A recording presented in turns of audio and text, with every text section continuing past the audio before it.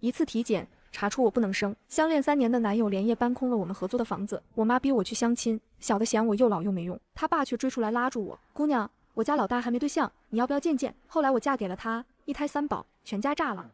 拿到体检报告那天，我站在医院走廊里看了3遍，卵巢早衰4个字，每个字我都认识，但连在一起就读不进去了。护士出来喊下一个，我转身走进了电梯，电梯里有3个人，他们的表情跟我的应该不一样。我手里捏着那张纸，捏到纸边嵌进指甲缝里。出了医院大门，给陈宇打电话，他说在开会，晚点回。我说你来接我，现在。他大概听出了不对。20分钟后车停在医院门口，我坐进副驾驶，把报告递给他，他没接，先问了一句什么事这么急。我没说话，把纸塞到他手里，他低头看了几秒，又看了几秒，然后把报告折起来放进手套箱里。他说回去吧。开车一路上没说话，车载音响放着他平时最爱听的歌单，一首接一首，欢快的刺耳。到了我们合租的小区楼下，他没熄火，我先上去，他说公司还有事。那天晚上他没有回来，发了一条微信，念念，我考虑了一下，我们还是分开吧，不是你的问题，是我想有自己的孩子。我把这条消息看了很久，不是我的问题，是我想有自己的孩子。3天后我下班回来，他的东西全搬走了，衣柜空了一半，鞋架上只剩我的鞋，茶几上他常用的那只杯子不见了，冰箱里那瓶他每天早晨喝的橙汁也带走了。房租交到了月底，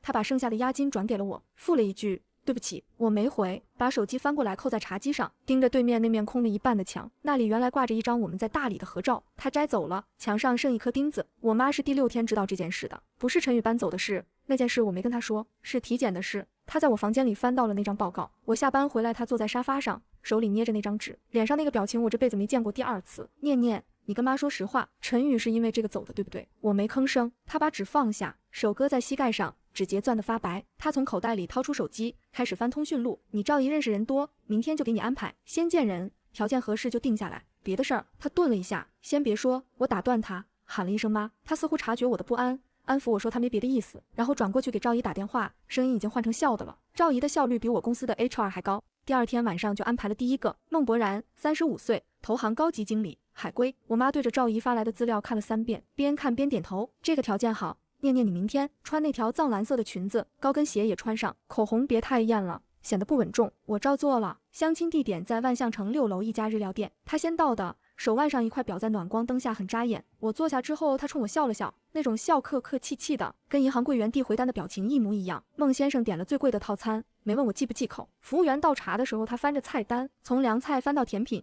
又从甜品翻回凉菜，最后把菜单一合，说了一句：江小姐，我说话比较直，你别介意啊。你说你各方面条件其实都还不错，但是呢，他拿起手机看了一眼，像在确认下一场会议的时间。你这个年龄加上这个生育条件，确实有点尴尬。我不瞒你，我对下一代这块是比较看重的，倒不是非要几个，但得有1个吧。你这个情况，医生说你卵巢早衰对吧？那基本就是没有可能了。他把筷子摆正，这顿饭我请，就当交个朋友。我说好，站起来伸手去拿椅背上的外套，不小心碰到了桌上的酱油碟，酱油洒出来，在白色桌布上阴开一小片，我没擦，也没说对不起。走到门口的时候，听见他在后面说了句什么，可能是慢走，可能是再见。我没回头，推开玻璃门，初春的夜风灌进领口。我顺着人行道往地铁站方向走，脑子里全是空的。姑娘，穿白色外套的姑娘，身后有人喊我，喘着粗气，脚步声越追越近。我回头看见一个穿藏蓝色夹克的中年男人，正小跑着赶上来，头发花白，微微发福，五官跟孟博然有几分像，但整个人的气质完全不是一回事。他跑到我跟前，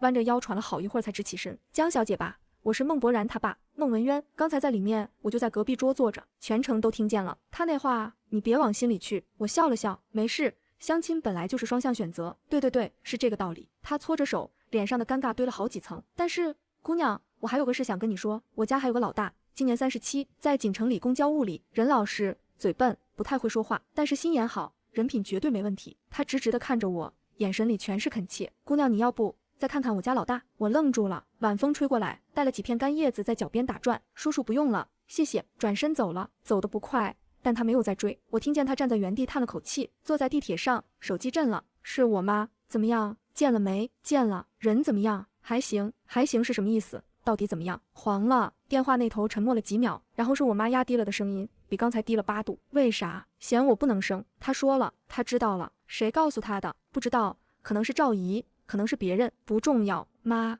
我今天不想再聊这个了。我挂了电话，靠在车窗上，地铁穿过隧道，玻璃上映出我的脸。到了家门口，拿钥匙开门，手机又响了，一个陌生号码发来的微信好友申请，备注写着：江小姐你好，我是孟文渊，你今天相亲的那位孟博然的父亲。我盯着这条消息看了很久，然后点了通过，他立刻发了几条过来。江小姐，今天冒昧了，但我说的每一句都是真心话。我大儿子叫孟宇洲，在锦城理工教物理。他顿了很久才发下一条，他37了，没谈过对象，不是眼光高，是他身体有点问题。年轻时候出过一场车祸，左腿落了个跛脚，走路看得出来。因为这些年没人介绍了不少，姑娘一见他走路就黄了。我看着这条消息，正不知道回什么，他又追了一句，姑娘，我跟你说实话，我这2个儿子，一个是眼高于顶看不上别人，一个是别人看不上他。我今天追出来找你，不是因为可怜你，是觉得你跟他一样，都是被这个相亲市场打了折的人。他最后发了一条，你要是觉得能见就见一面，不能也没关系，就当书多嘴。我看着这几条消息写了好几次回复又删掉，最后只打了2个字，谢谢。把手机放在茶几上，仰头靠在沙发背上，天花板上那盏灯亮的晃眼，跛脚37，大学老师。我拿起手机又看了那条消息一遍，然后打了一行字发过去，叔，让他加我吧。孟宇洲的好友申请是第2天中午发过来的，头像是一张星空图，密密麻麻的星点，像是天文望远镜拍的。朋友圈3天可见，什么也看不出来。申请备注写了3个字，孟宇洲。我盯着那条申请看了好一会儿，才点了通过。他先发的消息，江小姐你好，我是孟宇洲。隔了大概2分钟，我爸把情况都跟我说了，我也把我的情况跟你说一下。我左腿年轻时候出过车祸，走路有点跛，不影响生活，但看得出来，你介意的话直说，没关系。我看着这行字回了一句，我不介意。我的情况你也知道了吗？知道了。他又隔了2分钟，我不介意。盯着那4个字，鼻子突然有点酸，不是感动，是太久没有人跟我说这4个字了。上一次还是3年前，陈宇在我爸病危通知书下来的时候说的。他当时握着我的手说我不介意，然后第2天就开始介意了。那我们见一面吧。我打字，好，你定地方。我说万象城6楼那家日料店。说完才想起来昨天刚在那儿被孟博然羞辱过，选同一个地方，说不清是较劲还是想覆盖那段记忆。周6下午2点，我提前到了，坐在靠窗的位置，点了杯茶，盯着门口的方向。他推门进来的时候，我一眼认出来了，不是因为看过照片，孟文渊没发过照片，是因为他走路的样子，左腿在迈步的时候会微微往外偏一下，幅度不大，但节奏跟右腿不一样。那种跛不是瘸，是被什么东西绊住之后，用身体记住了怎么绕过去的习惯。他比孟博然高，肩膀宽一些，戴着一副银框眼镜，穿了件深灰色的衬衫，袖口卷到手腕，手里夹着一本书，不是公文包，是一本翻旧的物理教材。他走到桌前，把书放在一边，拉开椅子坐下了，动作不快，但每一个都很稳。江小姐你好，叫我江念就行。他点了点头，然后没有下文了。沉默了大概10秒钟，他拿起桌上的筷子放下来，又拿起茶杯没喝，放回去。我看着他，你是不是很紧张？是。他推了推眼镜，我不太会跟人说话，我爸跟我说你人好，让我别搞砸了。我现在就处于怕搞砸的阶段。我笑了，不是客气的笑，是真的笑了。笑完之后我自己都愣了一下，没事，慢慢说，不急。他这才把肩膀松了一点下来，然后拿起桌上那张菜单递给我，你点，我不挑食。又补了一句，但是生冷的我不吃，肠胃不太好。我接过菜单翻到热食那页，心想这个人连不吃生冷都要加个解释，是怕给别人添麻烦，还是怕别人嫌他事多？那顿饭吃了3个小时，是说的多。他说话的方式很特别，不是闷，是慢，每句话都要想一下再说，说不清楚的地方会重来一遍。比如我问他的腿怎么伤的，他说是读博的时候赶去实验室做实验，过路口被一辆闯红灯的货车撞了，救护车到的时候他护着一沓实验数据，腿骨折了都没松手。说到这里他停了一下，补了一句，后来那个实验成功了，发表了一篇论文，所以也不算亏。我问他后悔吗？不后悔，只是有点可惜。以前打篮球挺好的。他说这话的时候没有自怨自艾，就是在陈述一个事实，像在讲别人的事。我也跟他说了我的事，卵巢早衰，前男友连夜搬走，我妈逼着相亲，被他弟当着面说你这个生育条件确实尴尬。他听完没说话，把我杯子里凉掉的茶倒了，重新续了一杯热的，推到我面前。他说的不对，你不尴尬。当时窗外正在下雨，春雨不大，淅淅沥沥的。他看我在看窗外，说了句我没带伞，你再坐一会儿，等雨停了我送你。雨停了之后，他真的送我回去了。他的车是一辆旧的斯巴鲁，副驾驶座上堆着几本学生的作业本，他先把作业本收到后座，又拿纸巾擦了擦座位，才让我上车，动作很自然，一看就是经常做的事。到了楼下，他问我下次能不能再约，我说可以，他点了下头，又说了一句让我记了很久的话，江念，我爸追着你跑了半条街。我当时觉得很丢脸，现在觉得他追对了。我说你追过谁吗？没有，你是第一个。我们见了5次面，第1次他请我吃日料，结账的时候算错了零钱，收银员笑着给他找了回去。他不好意思地推了推眼镜说，我是教物理的，心算应该很好，可能今天有点紧张。第2次他带我去锦城理工的物理实验室，他的学生们管他叫孟哥。有个男生凑过来悄悄跟我说，师姐，孟哥是我们院最好的老师，就是他上课从来不点名，因为他记不住我们的名字。第3次他来接我下班，在我工作室楼下等了半小时。我下来的时候，他靠在车上改学生的论文，红笔批了一整页。我敲车窗，他才发现我，眼镜差点掉下来。第4次我带他去了我经常跑步的公园，他跛着脚陪我走了一圈，走得比我慢半拍。我说你不用陪我走，他说不是陪你。我也想走，后来我放慢了速度，跟他一个节奏。第5次他来我家吃饭，我妈做了一桌子菜，全程盯着他看，看得他把筷子拿反了2次。饭后他在厨房帮我洗碗，我妈把我拉到阳台，念念，他腿的事你知道吧？知道。那你不介意？他不介意我，我也不介意他。我妈没再说话。过了很久，他说了一句，这孩子比你爸老实，应该不会跑。我说他不会跑的。他追过谁吗？他没有，我是第一个。结婚是孟文渊提的，他比我们2个都急，提了2瓶白酒来我家，跟我爸喝了一整晚。2个当爹的东倒西歪的，一个说我家儿子不会说话，但是人好；一个说我家闺女什么都好，就是命不好。说到最后，2个人抱头哭了一场。第2天，孟宇舟来我家接我，郑重其事地站在客厅里，对我爸妈说：“叔叔阿姨，我这人没什么本事，腿也不好，但我会好好对江念，不让他受委屈。他不会说漂亮话。”但这几句已经是他的极限了。我站在旁边看着他，想起他第1次约我吃饭，紧张到手不知往哪放；想起他改学生论文改到眼镜差点掉了；想起他陪我在公园走了一圈又一圈，跛着脚，从来不说累。我说好，他说什么好？我说你刚才说的娶我这个事好。他张了张嘴，眼镜反光，看不见眼睛，但我看到他抬手摘了眼镜，擦了擦。婚礼很简单，没请多少人。我这边是我妈、我爸、我妈和方可，他那边是他爸妈孟博然没来。孟文渊忙前忙后招呼客人，跟我妈抢着端菜。方可把我拉到一边说了句：“姐妹，你这真的不是捡的尾货，是别人不识货。”我说我知道。新婚夜我躺在他旁边，我们俩都很紧张，他的手搭在我手上，手指凉凉的，搁了很久没动。然后他说：“江念，你嫁给我后悔吗？”不后悔，可我不能给你一个孩子。我知道，你为什么还愿意？我看着天花板，灯是暖光的，他自己装的。孟宇舟，我33岁被人嫌又老又没用的时候，只有你爸追出来说我家大儿子还没对象。后来见了你，我发现你比我还不擅长跟人相处，但是你很认真，你不会说漂亮话，但你说的每一句都是真的。你问我后不后悔，我不后悔，因为你是我这辈子遇到的第一个会等我的人。他沉默了很长时间，然后说了句：“以后不光等，我陪你。”婚后第3个月。我开始觉得不对劲，早上起来犯恶心，闻到油烟味就想吐。起初以为是肠胃炎，去社区医院挂了号。医生问了我的症状之后，开了一串检查单。抽血的时候，护士叫我把袖子卷上去，我还没反应过来。他说怀孕几周了，我说不可能。他又说了一遍怀孕几周了，要写在本子上的。从社区医院出来，直接打车去了省妇幼。B 超市的女医生把探头贴在我肚子上，屏幕亮了。他盯着看了一会儿，然后把屏幕转过来给我看。江女士，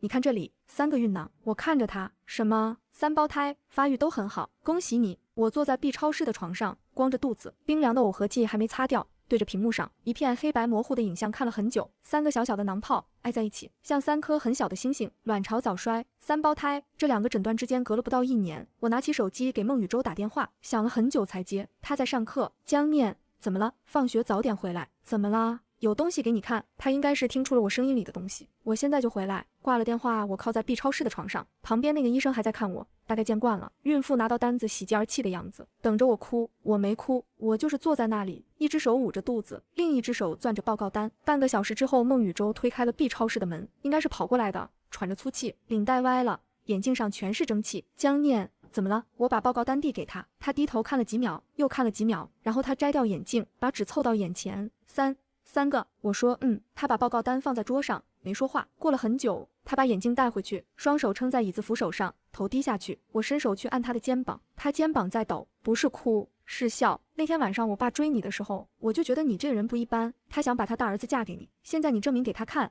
他追对了。我说你别说嫁，是你娶我的。他把我的手握在掌心里，他的手还是凉的，跟新婚夜一模一样。送到我妈那边的消息是第2天炸的，我妈打电话的时候声音大的隔壁邻居都听见了。什么3个？你不是不能，你不是那个什么卵巢早衰？对，你不是卵巢早衰吗？可能是诊断书搞错了，也可能是孟宇舟基因太强，也可能是……我看了看正在厨房给我炖排骨汤的孟宇舟，可能就是运气。我妈哭了，在电话里哭了很久。挂电话之前她说了一句话：念念，你那5次相亲黄了4次，最后1次你嫁了个跛脚的，结果你是最争气的那个。我说妈，他不是跛脚的，他是陪我散步的时候走慢半拍的人。挂了电话，孟宇舟端着汤走出来，围裙还没解。你妈说什么了？她哭了。为什么哭？高兴。她把汤放在茶几上，坐在我旁边。窗外有人在放烟花，不知道是什么节。她转头看我的肚子，伸手在上面比了比，没敢碰。孟宇舟，你摸一下，我怕摸疼你。江念，我谢谢你。谢什么？谢谢你那天晚上没删我的好友。怀孕4个月的时候，孟宇舟陪我去省妇幼做产检，B 超时排了很长的队，他让我坐在候诊区的椅子上，自己去窗口帮我取号。回来的时候手里多了一杯热水，纸杯外面又套了一个纸杯，说这样不烫手。他做什么事都是这个风格，多包一层，多说一遍，多等一下。叫到我的号的时候，他站起来扶我，不用扶，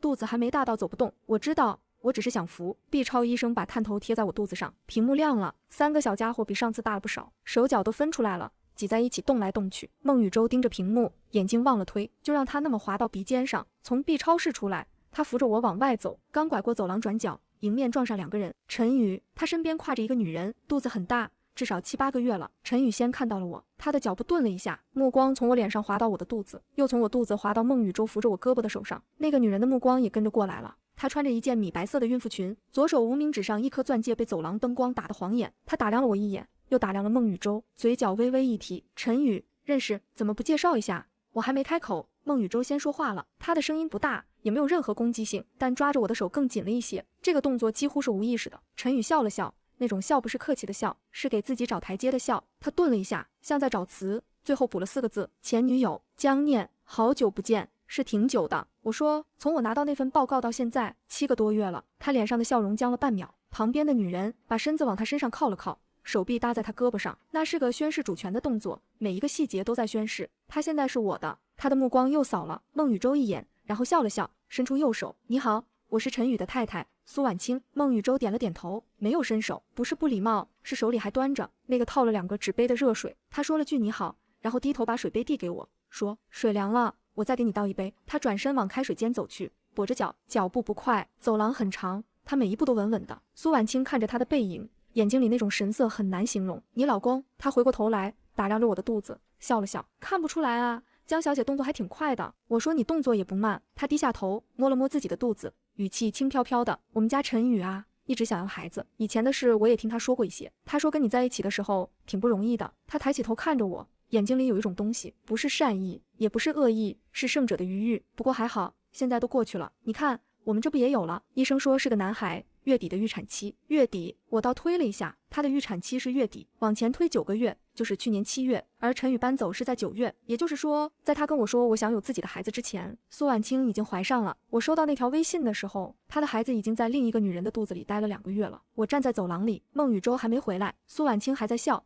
那种笑像刀刃翻了个面，用钝的那头在你脖子上磨，你能感觉到，但说不上疼。孟宇舟倒水回来了，他把热水递给我，然后转过来看着陈宇，他比他高，但是比他瘦，戴着银框眼镜，衬衫袖子卷到手肘，一只手还保持着托杯子的姿势，整个人看起来就像一个还没下课就被学生叫到办公室去处理什么麻烦事的物理老师。他却用一种他从来没有用过的语气说了一句话：“陈先生，你欠我太太一个道歉。”陈宇看着他愣了一下，然后笑了：“道歉？江念，你老公是不是入戏太深了？我们分手是2个人的事，有什么好道歉的？”孟宇舟没有接他的话，只是看着他，等他说完，然后摘下眼镜擦了擦，重新戴上。你出轨在先，伪造体检报告在后，这2件事每一件都需要道歉，你若不道，我们走法律程序。陈宇脸上的笑一下子僵住了，他盯着孟宇舟，又看了看我，嘴唇动了动，什么也没说出来。苏婉清拽了拽他的袖子：“什么体检报告？陈宇，他说的是什么意思？”陈宇没回答他，他只是看着我，眼神里有一种东西，不是愧疚，是害怕，不是因为自己做错了什么，是以为这件事永远不会被人发现。突然有人准确地念出了他埋东西的地址。孟宇舟把我的体检报告复印件寄去北京协和复核，已经查了快1个月了。他做这件事的时候从来没有跟我说过，这是他一贯的风格，多等几天，多想一步。他知道那份报告有问题，因为一个卵巢功能正常的女人不会怀上3胞胎。孟宇舟查出来的事情比我想象的更脏。那份体检报告不是诊断错误，是人为伪造的。原始报告上我的卵巢指标完全正常，但送到我手里的那份被人换过。孟宇舟找了他一个在协和生殖科的老同学帮忙复核，那位同学调出了我当年在同济医院的原始检验数据，卵巢功能一切正常，没有早衰迹象，但打印出来送到我手里的报告单上，诊断结论那一栏被人用同一台打印机的同一种字体换了一行字：卵巢早衰，自然受孕率极低。这行字是我在陈宇手机上看到的，不是原件，是孟宇舟的协和同学从同济医院检验科调出来的系统截图。系统里有2份记录，一份是原始报告，一份是打印记录。打印记录显示，那份伪造的报告是由当天值班的一位护士打印的。那天值班的护士叫刘素芬，刘素芬是陈宇母亲的高中同学，也是麻将桌上几十年的固定牌友。我坐在省妇右走廊的椅子上，把这几张截图翻来覆去看了很久。孟宇舟在旁边站着，没有催我，他知道我需要时间消化。过了一阵子，我仰起头来看他，问他我现在该做什么。他说你把这几张截图发给你妈。我愣了一下，问他为什么。他说因为你妈跟陈宇他妈是高中同学，他们之间不只是认识那么简单。陈宇他妈周敏和我妈林秀芝高中同班了3年，我妈当年是班上的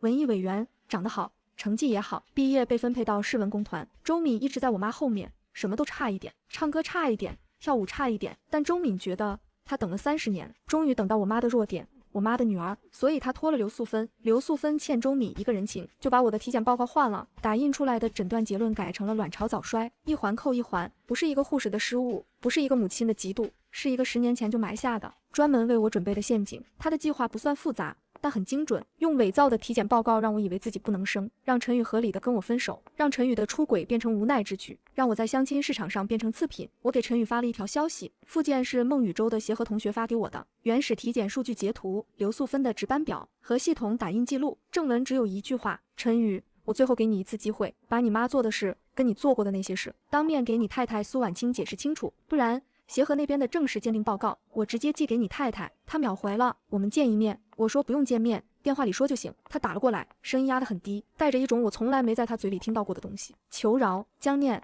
这件事是我妈不对，但她也是为了我好，她怕你配不上我，怕我娶了你没孩子会后悔。我当时不知道报告是假的，我也是后来才知道的。我问他什么时候知道的，他沉默了几秒，说大概分手之后2个月。2个月，你没有任何联系我，你的孩子7月就怀上了，苏婉清怀了你们的孩子，你已经知道了那份报告是假的，没有告诉我。他说不出话，我继续说，你知道卵巢早衰4个字，我这7个月是怎么过的吗？我妈为这件事掉了多少眼泪，你知道吗？你相亲的时候被你弟当面说你年纪大了，生育条件尴尬，你一走了之，你轻飘飘一句后来才知道。陈宇，你不欠我一个道歉，你欠我一个解释，你需要到你太太面前解释，你需要让全世界知道你出轨，你妈伪造病历，你们合起来把我的人生当垃圾一样扔掉了。他沉默了很久，我听见电话那头有他太太苏婉清的声音，远远地问了一句谁打来的。他说了句公司的事，然后是关门的声音。他把自己锁在阳台上了。江念，你要我做什么？第一，你带着你妈当面给我道歉。第二，协和的鉴定报告马上就到了，我会发给苏婉清，她肚子里的孩子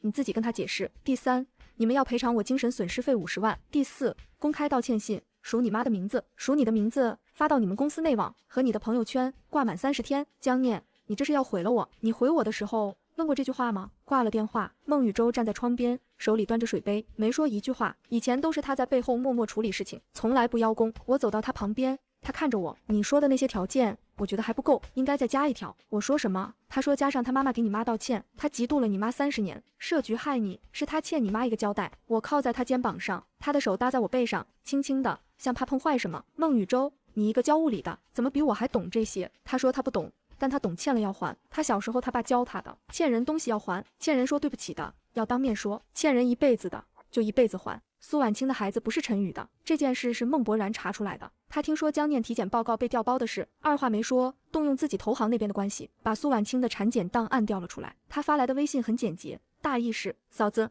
苏婉清的孕周对不上，陈宇跟她在一起的时候她已经怀了，孩子不是她的。我盯着这条消息看了很久，所以陈宇为了一个不是自己孩子的孩子，毁了我7个月的人生。又过了2天，协和的正式鉴定结果出来了，卵巢功能正常，伪造报告事实成立。孟宇舟把鉴定报告和他的律师函一起寄给了同济医院，又抄送了陈宇的公司，陈宇他妈的麻将群，刘素芬的护士长。他这个人看着闷，动起手来比谁都利落。他说他查资料查到凌晨3点，把所有涉及伪造病历的医疗法规都看了一遍，涉及刑事责任。他问我准备好了吗？我说准备好了。陈宇他妈是在麻将桌上被警察带走的，孟博然找的人把效率拉到了最高。刘素芬当天就被吊销了护士执业证。同济医院的院长亲自打电话给江念赔礼道歉，说全部责任都在院方管理不善，愿意承担所有赔偿。陈宇自己的结果是孟宇舟告诉我的，他去协和做精子检测，结果是重度少精症，他才是真的不能生。苏婉清得知这个消息之后，连夜搬出了他的房子，他肚子里的孩子不是他的，他自己不能生，他为了一个不属于自己的孩子毁了我，现在他什么都没了。50万的赔偿款是第5天到账的，道歉信挂在朋友圈的第30分钟，他删除了，但是孟博然提前截了图，发到了每一家公司群里，他撤不掉了。事情结束的那天晚上，我靠在沙发上，看着孟宇舟在厨房里炒菜，他炒的菜还是蛋，油放的太少，盐也舍不得放。但我从来没跟他说过。他端着一盘青椒肉丝出来，围裙还没解，问我味道怎么样。我说你放盐了吗？他说忘了。他转身去厨房拿了盐罐，回来撒了几下。我说够了，你吃那么淡，身体会缺钠的。他说不缺，刚才放了半勺，我夹了一筷子，咸淡刚好。这个时候门铃响了，孟宇舟去开门，门口站着孟博然，他手里拎着一个大纸袋，袋口露出一角婴儿衣服的包装。他站在门口犹豫了一下，然后说了句让我完全没想到的话：嫂子，我那天说的那些话不对，你别往心里去。我说哪些话？他低了低头，就是你年龄和生孩子那几句。我就是嘴贱，没什么好辩解的。我哥这37年都没喜欢过谁，你是第一个。我就是觉得你挺好的，这个买给3个小的，不贵，你收下。他把纸袋放下，转身就要走。孟宇舟叫住他，看了他一眼，说你吃饭了吗？他说没吃。孟宇舟说进来吃，今天晚上菜咸淡刚好。孟博然在我家吃了3碗饭，走的时候又说了句嫂子别送了。我说孟博然，你以后不用叫我嫂子。他愣了一下，我说你叫姐就行。他出门的时候眼睛亮了一下。门关上之后，孟宇舟看着我，问我是不是原谅他了。我说他查苏婉清档案的时候也没犹豫，说着把空碗收进厨房。身后传来他的声音，那我替他谢谢你。预产期前1个月，孟宇舟把婴儿房装好了，1个人装的，窗帘是我选的浅蓝色。那箱子工具被他拆开之后在地板上摆了3天，说明书被他用红笔画满了注释，螺丝拧错了2回，拆了重装，装到半夜2点，我在卧室喊他睡觉，他说快了快了。第3天中午，他推着我的轮椅把我挪到婴儿房门口，3张婴儿床椅子排开，墙上贴了3张星空贴纸，他说他选的北斗七星。我说你一个教物理的，婴儿房贴北斗七星。他说从小培养科学素养没什么不好。预产期前2天，孟宇舟的腿做了最后一次检查，是他读博时那个实验室的导师介绍的骨科专家，专家说腿可以再做一次矫正手术，成功率很高。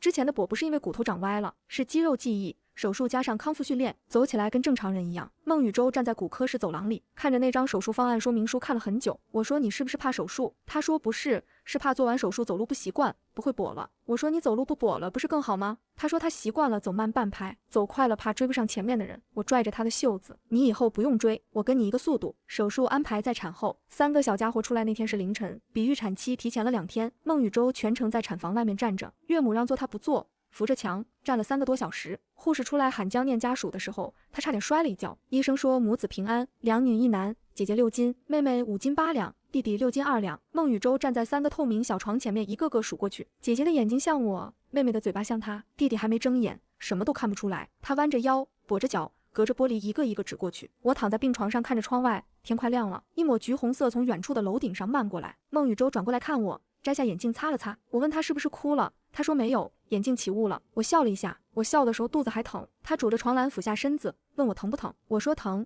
但直。他把手搭在我肩膀上，手机响了，是孟文渊从机场打来的。他回了趟老家，刚下飞机，说马上到。他挂了电话之后，病房门又被推开，孟博然抱着一大捧花站在门口，西装没换，领带歪了，估计是从什么会议上直接跑过来的。看着那3个小床里的小东西，嘴巴张着，花快掉地上了。嫂子，不是姐，这3个都是你的。我说要不然是你的。他把花放在床头柜上，凑到玻璃前面，一个一个看，然后掏出手机拍了张照，发了朋友圈，配文是我哥的娃3个。我说你这么激动干什么？他说他以前怕他哥这辈子就一个人过了，现在一下来了4个。我说4个。他说你加上3个小的。孟宇舟在旁边咳了一声，孟博然立刻改口，不对，算上我爸5个。那天下午孟文渊来了，提着一兜老家带来的土鸡蛋，说是土鸡，一锅炖得下3个。他站在玻璃前面看了很久，什么也没说，看着那3个小床里的小东西，把拐杖搁在一边，擦了擦眼角。我妈也来了，抱着最小的那个不肯松手。她看看我，又看看孟宇舟，最后俯下身，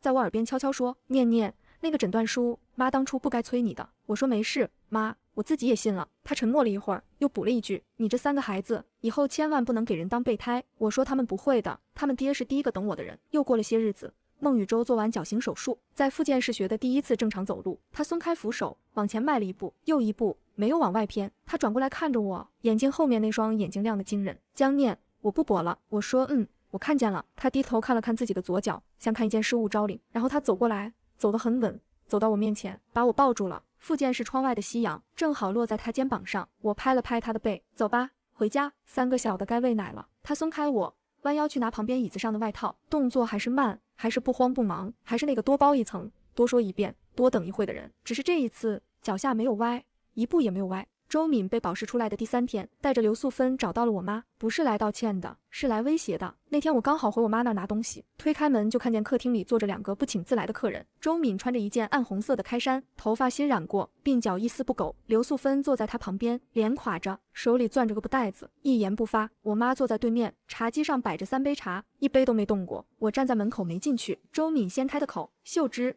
咱们高中同学30多年了，我也不想闹成这样。素芬这次确实做的不对，但她也是为了帮我才一时糊涂。你看这样行不行？鉴定报告的事你们这边撤了，我让陈宇多赔点钱，20万够你们家花了。我妈没说话。周敏端起茶杯喝了一口，又说：你现在这个情况我也理解，女儿嫁了个跛子，好不容易怀上了，以后养3个孩子开销大得很，20万不多，但够你们撑一阵子了。你也不想把事情闹大对吧？闹大了对你女儿名声也不好。体检报告是假的，她之前被多少人笑话过，再翻出来丢的是你们江家的脸。我把门推开走了进去，周敏看见我，脸上的笑僵了半秒，然后重新堆起来。她对着我说：念念来啦，正好，你跟你妈正商量事呢。我没做，站着看了她一眼，问她商量什么事。周敏刚要开口，我从包里拿出手机放在茶几上，屏幕亮着，刚才他们说的每一个字全录下来了。周姨，你刚才说赔20万让我们撤诉，刚才说我们江家丢不起这个脸，还说我们家宇宙是个跛子，以后养3个孩子开销大，你说的每一个字我都录了。你猜这段录音交到法院算不算威胁证人，妨碍司法？周敏的脸一下子白了，她盯着茶几上那部手机，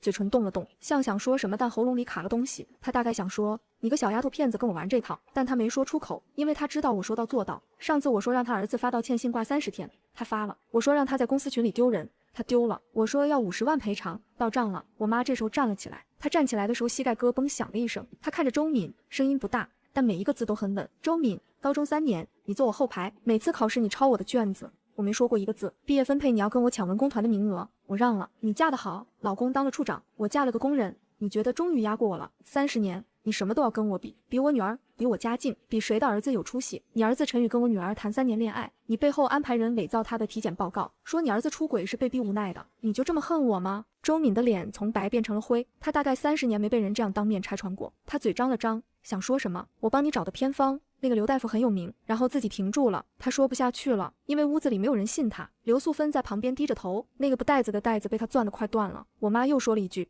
你走吧，以后不用来了，法院那边我不会松口，你儿子欠我家念念的，你欠我的，法律会算清楚。周敏站起来，拎起包，看了一眼茶几上那部还在录音的手机，什么也没说，转身走了。刘素芬跟在他后面，脚步声一前一后消失在楼道里。门关上的那一刻，我妈坐回沙发上，2只手搁在膝盖上，我看着她的侧脸，她的头发白了好多，我看着她的侧脸，然后她说了句：念念，妈这辈子没跟她争过什么。阳光从窗外照进来，照在她脸上。3个小家伙的满月宴在锦江饭店办的，孟文渊非要大办，说他老孟家的孙子孙女不能寒碜，我妈也没反对，说好不容易来的3个孩子，得让大家都知道。那天来了很多人，孟家的亲戚，江家的亲戚，孟宇洲学校里的同事，我工作室的合作方。孟博然提前2个小时到的，西装笔挺，帮着孟文渊在门口招呼客人，嘴里一个个叫得特别甜。方可抱着最大的那个不撒手，逢人就说我是干妈哦，这个位置谁也抢不走。这时候门口进来一个人，陈宇，他穿着件深灰色外套，瘦了很多，颧骨凸出来，下巴上冒着胡茬，手里没提东西。他站在门口犹豫了几秒，然后径直走到我和孟宇洲面前。满月宴上所有人都在看着，他先看了看我怀里抱着的姐姐，又看了看方可手里抱着的妹妹和孟文渊怀里抱着的弟弟，喉结动了几下，然后说了句：江念，宇洲哥，我是来道歉的。全桌安静了。孟博然从门口走过来，站在陈宇侧后方，抱着胳膊没说话，但那个位置等于把出口堵了。我妈做的事我都知道了，那份报告是假的，他让刘素芬换了你的检验单，我知道的时候已经晚了，我已经搬走了。苏婉清已经怀了。他停了一下，像是在找一个能站住脚的说法，最后放弃了，没有什么借口，就是我懦弱，我发现了真相，但我没有勇气来找你承认，我怕面对你，怕面对我妈，怕面对自己做的事。他转过来看着我，江念，我前天去协和做了精子检测，重度少精症，医生说几乎不可能自然生育，苏婉清那个孩子不是我的。他说这句话的时候声音很稳，像是已经在镜子前面练了很多遍。我知道我没资格来，但我想当面跟你说，当初那份报告上写你不能生是假的，真正不能生的人是我。沉默了很久，满月宴上所有人都在看着。孟宇洲从我身边站了起来，他今天走路不跛了，脚型手术做完之后复健了2个月，左脚落地跟右脚一个节奏。他走到陈宇面前，比陈宇高半个头，穿着一件深蓝色的衬衫，袖口卷到手肘，镜片后面的目光很平。陈宇，你今天能来说这些话，我替江念收下，但你欠的不止他一个，你妈周敏欠我妈林秀芝一个说法。你妈3天前带着刘素芬来我家威胁我岳母，让她撤诉，你回去告诉你妈，法院的传票已经到了，让她准备应诉。陈宇点头，我知道，我会转达。然后他转过来看着我，又看了看3张婴儿床，江念，我欠你的这辈子还不了，那50万赔偿不够，我知道不够，以后你任何时候需要我做什么，你说。我说不用，你过好你自己的生活就行。他顿了一下，从口袋里掏出3个很小的红色丝绒袋，放在桌上。这是给我3个小侄女的满月礼物，不是赔礼，是礼物，你收下，不收也没关系，我放在这里。他鞠了一躬，然后转身往外走。走到门口的时候，他停了一下，没回头，说了一句话：念念，宇宙哥是好人，你嫁对人了。然后他走了。孟博然从门口让开，看着他进了电梯。方可抱着妹妹走过来，问我放的是什么。我打开3个丝绒袋，3枚小金锁，背面刻着平安。孟宇舟拿起来看了看，说他这回没说错。我说哪句？他说你嫁对人了，然后把金锁递给孟博然，帮我收好。满月宴继续。他走了之后，方可问要不要叫人把东西扔了，我说留着吧，金锁又没错。后来孟宇舟把3枚金锁收在婴儿房的抽屉里，他说以后等3个小的长大了问起来，就告诉他们这是妈妈的一个老同学送的，他以前做过错事，但他后来认了。我说孟宇舟，你这个版本删减太多了。他说历史的叙述总是由胜利者书写的。满月宴之后没几天，赵姨打电话来说他有个朋友的女儿也30好几没对象，问我能不能介绍孟博然认识一下。我说赵姨，你上回给我介绍的孟博然，当场嫌我老。他说哎呀，这孩子就是嘴不好，人品还是可以的嘛。我说行，你把联系方式给我，我转给他。我把微信推给孟博然的时候，他正在吃火锅，回了一串问号。我说赵姨介绍的，34，做审计的，人挺好。他回了句姐，你是不是想报复我？我说不是，是赵姨主动找我的。他沉默了一会，问我怎么跟他说的。我说你没嫌他老吧？过了些日子，社区里那帮天天在楼下跳广场舞的阿姨集体换了话题。以前他们说我妈，你家念念还没嫁出去呢，赵姨那个对象没成。现在他们说我那个江念3胞胎，老公是大学老师，自己开工作室，我们那片最厉害的闺女就是她。我妈在广场舞队伍里从最后一排跳到了第1排。孟文渊带孙子下楼遛弯的时候，逢人就发红鸡蛋，发到物业保安都说孟叔这个月第4个了。事情全部结束之后的那个秋天，江念的烘焙工作室被一个国内知名甜品品牌收购了，合同金额7位数。他在收购协议上签完字，把笔递给孟宇舟，孟老师帮我验算一下数字对不对？他推了推眼镜，认认真真的看了一遍，然后说没错，算法很干净。我说一个教物理的验财务合同的算法，他说数学不分家。手术前1天晚上，孟宇舟坐在婴儿房门口，看着3张小床里的小家伙。我坐到他旁边，我问他在想什么，他说在想跛了这么多年，第一条好好走的路，居然是走到我面前。我说明天进手术室要听话。我靠在他肩膀上，婴儿房里北斗七星贴纸发亮，手术非常成功。拆石膏之后的复健，我每天带3个小家伙去复健室，他扶着栏杆一步一步往前走，左腿没有再往外偏。3个小家伙在婴儿车里并排躺着，他每走一步就回头做鬼脸。复健最后1天，他松开扶手走到我面前，没有歪一下，他低头看了看自己的左脚，像看一件失物招领。他说江念我不跛了。我说我看见了。他走过来把我抱住了。3个小家伙咿呀叫。复健室窗外一抹金红色落在他的肩膀上。那天回家的路上，孟宇舟自己开的车，那辆旧斯巴鲁的副驾驶座上不再堆着学生作业本，换成了一包尿不湿。车开进小区，路过万象城那家日料店的时候，他忽然说了一句话，这家店以后不去了，换个地方，换个只有我们俩去过的。我说去哪儿？他说公园，我第一次跟你散步那个。我笑了一下。车窗外路灯一盏盏亮起，后座3个小的全都睡着。孟宇舟在路口等红灯，转头看了我一眼，眼镜片上倒映着绿灯。江念，等他们长大了，我告诉他们，你们妈妈是第一个相信我的人，也是我追过的第1个人，我没有追过第2个人，所以不算不会追，是追到了不用再追了。绿灯亮了，他踩下油门，普普通通的一个傍晚，普普通通的一辆车，车上坐着一家5口，开往一个普普通通的家。前面路口右转，再过3个红绿灯就到了。有一天晚上哄睡了3个小的，孟宇舟在书房改论文，我靠在沙发上看手机。方可发来一条消息，念念还记得当初那个相亲男吗？我说孟博然他现在是我弟了。他说不是，孟博然是之前那个。我想了半天，那个说我过了30项隔夜果切的公务员。方可截了一张朋友圈发过来，那个公务员离婚了，他老婆嫌他工资低跟人跑了。他在朋友圈发了一段感慨，说会跟某个姓姜的姑娘说对不起。方可问我要不要回他，我说不用，然后我把手机递给孟宇舟看，他推了推眼镜，看完之后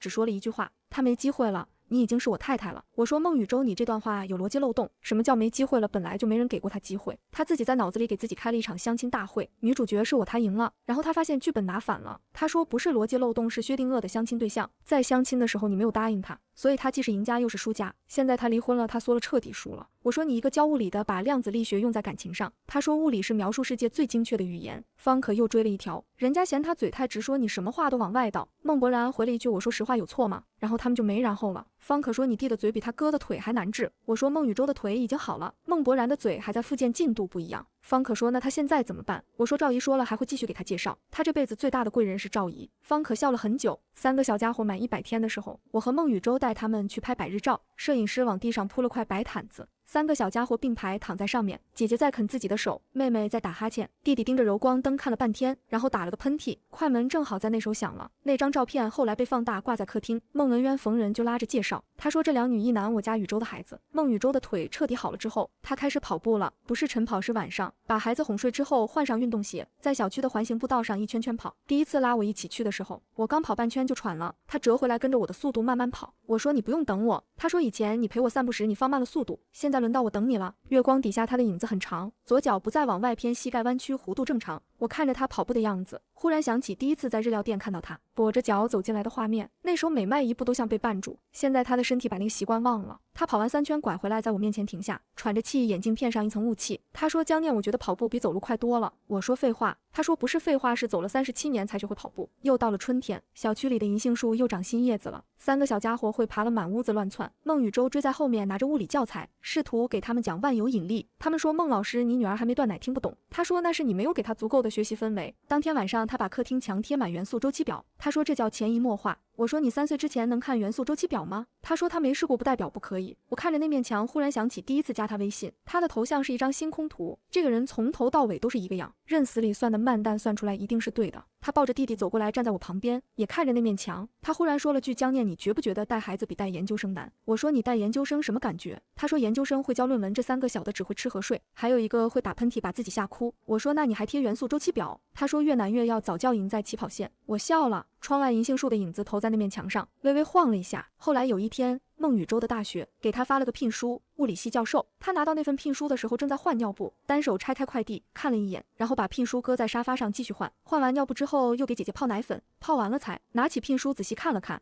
然后抬头对我说，江念，我现在是教授了，教授工资比副教授高一点，以后奶粉可以买进口的。我说恭喜你孟教授。他推了推眼镜说谢谢，然后指了指那面元素周期表，明天换一个更大的。我们搬了新家，比原来那套大一些，婴儿房也大了。孟宇舟亲自装修，那箱子工具他又搬出来了，这次螺丝没有拧错，说明书只看了2遍。婴儿房的墙上除了北斗七星，又加了一张大的元素周期表，纯中文版。3张小床还是并排摆着，弟弟的床上方对着氢，妹妹的对着氧，姐姐的对着铁。我说铁是什么意思？他说铁的原子核结合能最大最稳定，姐姐是老大，应该最稳定。我说那你自己呢？他想了很久，说应该是碳，因为碳是构成所有有机物的基础，没有碳就没有生命。那天晚上哄完孩子之后，他在书房改论文，我坐在他旁边翻手机。方可发了条消息，新闻上看到你老公评上教授了。我说他说他评教授的感言是什么？是不是说了很多关于家庭和奋斗的话？我说他在换尿布。他说你们2口子能不能有点仪式感？我说仪式感就是他把元素周期表换了个更大的。方可沉默了一会，说你们家的仪式感我实在理解不了，但是很羡慕。我问他羡慕什么？他说是被人认真对待的感觉。孟宇舟这个人做什么事都是这样，多查一遍，多说一次，多等一会，连对一个人的好也都是攒了很久，一次性全给。3个小的过周岁生日那天，孟文渊又喝多了，抱着最小的那个在客厅里走了一圈又一圈，嘴里反复念叨，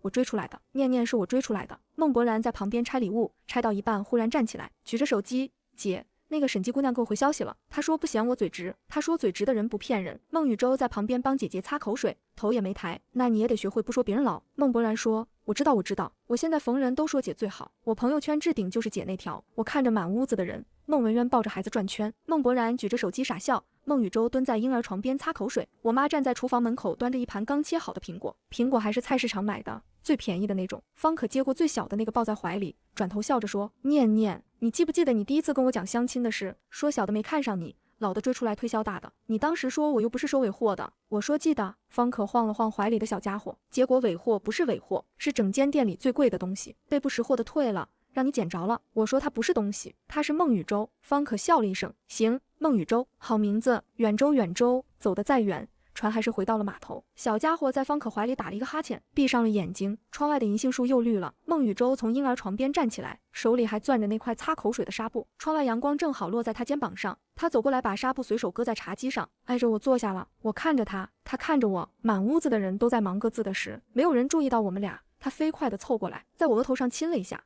然后推了推眼镜站起来。我去烧水，奶粉没了。我说厨房在那边。周敏的案子判下来的那天，我妈给我打了电话，她说周敏伪造病历证据确凿，判处拘役4个月，缓刑6个月。刘素芬被吊销护士执业证，终身不得从事医疗相关工作，同济医院行政赔偿18万。我说妈，你高兴吗？她沉默了一会儿，说了一句我没想到的话：念念，周敏那个儿子陈宇今天也来了，坐在旁听席最后一排。宣判完，他站起来，当庭给他妈鞠了一躬，然后走到我面前，又给我鞠了一躬。他说：林姨，对不起，我妈这辈子做错的事，我替她认，我欠江念的，我这辈子慢慢还。我妈在电话里停了很久，然后她说：念念，你恨他吗？我想了想，恨过，但恨一个人太累了。我现在有宇宙，有3个小的，有工作室，有你们，恨占的位置太大了，放不下。我妈说那就放下吧。挂了电话，我把法院寄来的判决书收进了抽屉里，抽屉里还放着当初那份被伪造的体检报告、协和的鉴定书以及陈宇满月宴。放在桌上的3个小红丝绒袋，我把它们叠好，放在一起，关上抽屉。孟雨舟抱着弟弟走过来，